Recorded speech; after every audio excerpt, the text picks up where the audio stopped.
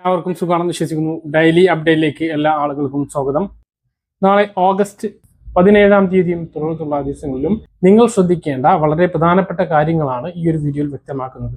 വീഡിയോയുടെ വിശദാംശങ്ങളിലേക്ക് കടക്കുന്ന മുമ്പ് കൂടുതൽ ആളുകളിലേക്ക് ഇൻഫർമേഷൻ എത്താൻ ഷെയർ ചെയ്യുക, ലൈക്ക് ചെയ്യുക, ഫേസ്ബുക്കിലൂടെ കാണുന്ന ആളുകൾ ഫോളോ ചെയ്യുക. വീഡിയോയുടെ വിശദമായ വിവരങ്ങളിലേക്ക് വരാം.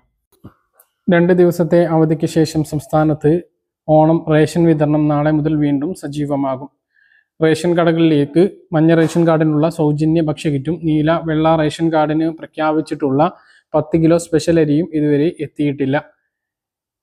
ഈ അരിയുടെ പേരിൽ 26 രൂപക്ക് ലഭിക്കുന്ന ഈ അരിയുടെ പേരിൽ വ്യാപകമായിട്ടുള്ള വ്യാജ പ്രചരണങ്ങൾ നടക്കുന്നുണ്ട്. നേരത്തെ ഉണ്ടായിരുന്ന 10 രൂപ 90 പൈസ അരിക്ക് വില കൂട്ടി 26 രൂപയാക്കി എന്ന തെറ്റായ പ്രചരണമാണ് നടക്കുന്നത്. എന്നാൽ ഇതിൻ്റെ വാസ്തവം എല്ലാവരും ഒന്ന് മനസ്സിലാക്കുക. 26 രൂപ നിരക്കിൽ ലഭിക്കുന്ന അരി സാധാരണ 10 രൂപ 90 പൈസ നിരക്കിലും അല്ലെങ്കിൽ മറ്റ് റേഷൻ കാർഡുള്ളവർക്ക് സൗജന്യമായിട്ടും ലഭിക്കുന്ന അരിയല്ല. ഇത് OMSS പദ്ധതിയുടെ ഭാഗമായി ലഭിക്കുന്ന അധിക അരിയാണ് എന്ന് മനസ്സിലാക്കുക. റേഷൻ കാർഡിൽ സാധാരണ ലഭിക്കുന്ന അരി ഇങ്ങനെയാണ്.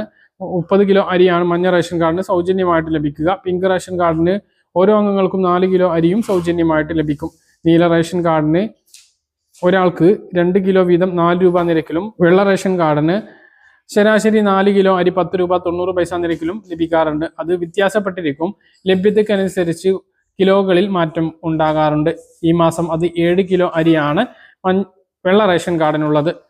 ഇതിന് പുറമേ ഉള്ള അരിയാണ് ഇപ്പോൾ 26 രൂപക്ക് ലഭിക്കുന്നത്. അത് ഈ അരി അതിൽ പെടില്ല. എന്താണ് OMSS എന്നുള്ളത് മനസ്സിലാക്കുക.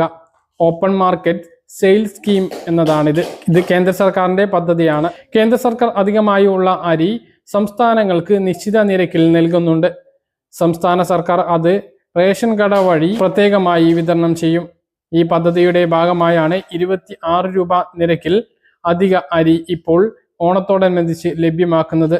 അതായത് സാധാരണ റേഷൻ അരിയുടെ വിലയിൽ യാതൊരുവിധ മാറ്റവും ഇല്ല. അപ്പോൾ ഇതിൽ പ്രധാനമായിട്ട് മനസ്സിലാക്കേണ്ടത് സാധാരണ റേഷൻ അരിയുടെ വിലയിൽ ഒരു മാറ്റവും സർക്കാർ വരുത്തിയിട്ടില്ല. വെള്ള കാർഡുള്ളവർക്ക് 10 രൂപ 90 പൈസ നിരക്കിൽ അരി വിതരണം തുടരുന്നുണ്ട്. നീല റേഷൻ കാർഡുള്ളവർക്ക് ഓരോ അംഗങ്ങൾക്കും 2 കിലോ വീതം അരി 4 രൂപ നിരക്കിൽ ലഭിക്കുന്നുണ്ട്. മാത്രമല്ല 10 രൂപ 90 പൈസ നിരക്കിൽ ഈ മാസം 3 കിലോ അധിക അരിയും നീല റേഷൻ കാർഡിനുണ്ട്. മഞ്ഞ റേഷൻ കാർഡിനും പിങ്ക് റേഷൻ കാർഡിനും സൗജന്യമായിട്ടാണ് അരി ലഭിക്കുന്നത്. 26 രൂപ നിരക്കിൽ ലഭിക്കുന്നത് ഇപ്പോൾ ഈ പറഞ്ഞ OMSS അരിയാണ്. റേഷൻ കടകളിലൂടെ ലഭിച്ചിരുന്ന 10 രൂപ 90 പൈസ അരി വില കൂട്ടി 26 രൂപ ആക്കി എന്നുള്ളത് തെറ്റായ വിവരമാണ് എന്നുള്ളതാണ്. അപ്പോൾ ഈ അരിയും അതുപോലെ തന്നെ സൗജന്യ ഭക്ഷ്യകിറ്റുമാണ് ഇതുവരെ റേഷൻ കടകളിൽ എത്താത്തത്. വളരെ ചുരുക്കം ചില സ്ഥലങ്ങളിൽ മാത്രമാണ് ഇതെല്ലാം എത്തിയിട്ടുള്ളത്. ഭക്ഷ്യകിറ്റും ഈ അരിയും നാളെ മുതൽ എത്തിത്തുടങ്ങും എന്നുള്ളതാണ് നമുക്ക് ലഭിക്കുന്ന വിവരങ്ങൾ.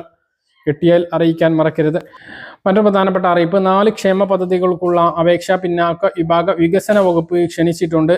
ബാർബർ ഷോപ്പ് നവീകരണത്തിന് 40,000 രൂപയും പരമ്പരാഗത കരകൗശല പണിക്കാർക്ക് ടൂൾ കിറ്റ് വാങ്ങുന്നതിന് 20,000 രൂപയും പരമ്പരാഗത മൺപാത്ര നിർമ്മാണ തൊഴിലാളികൾക്ക് ധനസഹായമായി 50,000 രൂപയും ലഭിക്കും. പിന്നോക്ക വിഭാഗങ്ങളിൽപ്പെടുന്നവർക്ക് അഡ്വക്കറ്റ് ഗ്രാൻഡായി 36,000 രൂപയും ലഭിക്കുന്നതാണ്. അത് ഓരോ മാസവും 1000 രൂപ വെച്ചാണ്. അതായത് ഒരു വർഷത്തിൽ 12,000 രൂപ. അങ്ങനെ 3 വർഷത്തേക്കാണ് നിയമ വിദ്യാഭ്യാസ കാലയളവിൽ ഈ ഒരു തുക ലഭിക്കുന്നത്. ഓൺലൈൻ പോർട്ടലായ www.bwin.kerala.gov.in എന്ന വെബ്സൈറ്റ് മുഖേന ഈ മാസം 31 വരെ അപേക്ഷകൾ നൽകാവുന്നതാണ്.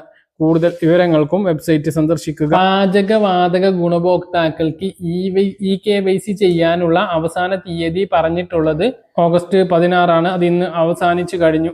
അപ്പോൾ നാളെ മുതൽ ഗ്യാസ് കണക്ഷൻ റദ്ദാകുമോ എന്നുള്ള ആശങ്ക പല ആളുകൾക്കും ഉണ്ടാകും. അപ്പോൾ ഈ ഒരു 2-3 വർഷത്തിനുള്ളിൽ EKYC എന്തെങ്കിലും ചെയ്തിട്ടുണ്ട് എങ്കിൽ അവരുടേത് റദ്ദാകുകയില്ല. അതുപോലെ തന്നെ സബ്സിഡി ലഭിക്കുന്ന ഉജ്ജ്വല യോജന പദ്ധതിയിലുള്ളവർക്ക് KYC എല്ലാ വർഷവും ചെയ്യണം. അത് നിർബന്ധമായിട്ടും ചെയ്യുക.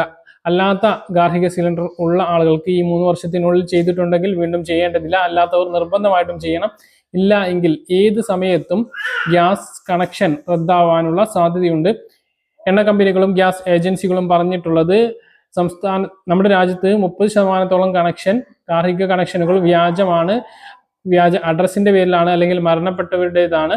അതുകൊണ്ട് തന്നെ KYC ചെയ്യാത്തവരുടേത് അത്തരത്തിലുള്ള ആളുകളായി കണക്കാക്കി റദ്ദാക്കും എന്നാണ് അറിയിച്ചിട്ടുള്ളത്. അതുകൊണ്ട് തന്നെ KYC ചെയ്യാത്തവർ നിർബന്ധമായിട്ടും ചെയ്യണം, ഇല്ലെങ്കിൽ ഗ്യാസ് കണക്ഷൻ കട്ടാകും.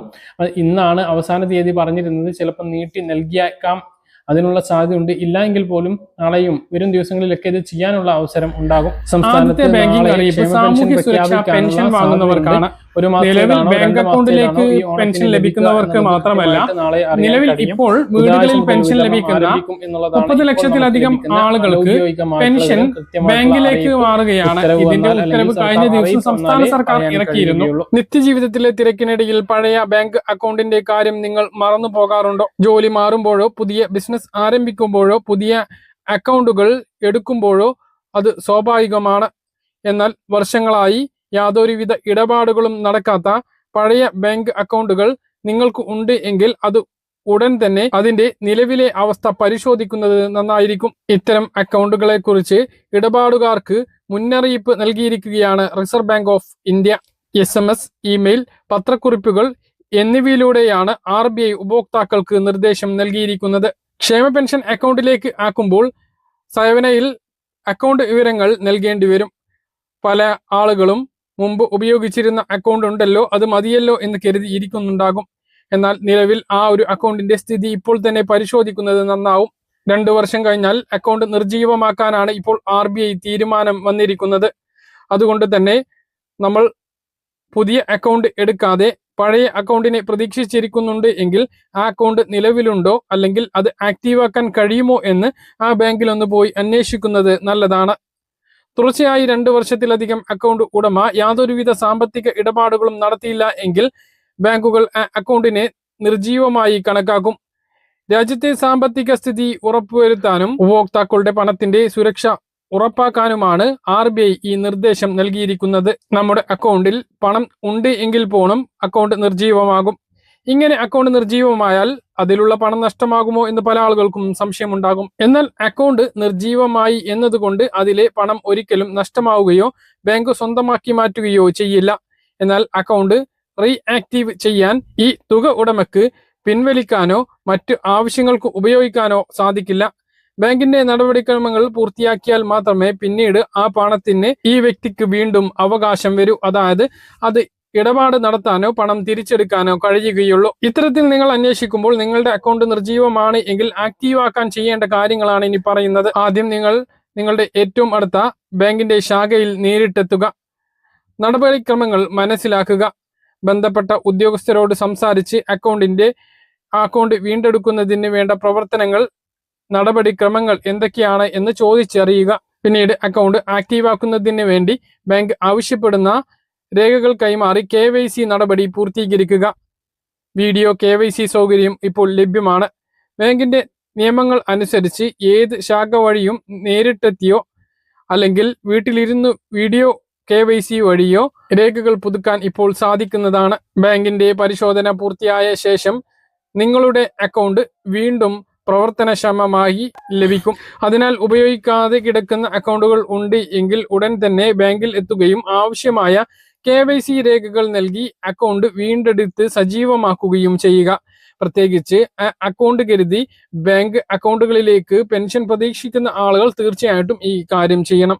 22 ലക്ഷത്തോളം ആളുകളാണ് സംസ്ഥാനത്ത് ബാങ്ക് അക്കൗണ്ട് വിവരങ്ങൾ സേവന പെൻഷൻ വിഭാഗത്തിൽ സമർപ്പിക്കേണ്ടി വരിക. നിലവിൽ ഒരു ബാങ്ക് അക്കൗണ്ടും ഇല്ല എങ്കിൽ ഉടൻ തന്നെ ഏതെങ്കിലും ബാങ്കിൽ പോയി അക്കൗണ്ട് എടുത്തു വെക്കുന്നതും ഉടൻ ചെയ്യേണ്ടതാണ്. ഏത് സമയത്ത് വേണമെങ്കിലും, പ്രത്യേകിച്ച് ഓണം കഴിഞ്ഞാൽ ബാങ്ക് അക്കൗണ്ട് സേവനയിൽ അപ്ഡേറ്റ് ചെയ്യുന്നതിന് വേണ്ടി പറയുന്നതായിരിക്കും. പറഞ്ഞ കാര്യങ്ങൾ കൃത്യമായിട്ട് മനസ്സിലാണെന്ന് കരുതുന്നു. ഇതുപോലുള്ള ഇൻഫർമേഷനുകൾക്ക് ഫോളോ ചെയ്യുക, സബ്സ്ക്രൈബ് ചെയ്യുക. മറ്റൊരു വീഡിയോയുമായി നമുക്ക് കാണാം. ബൈ.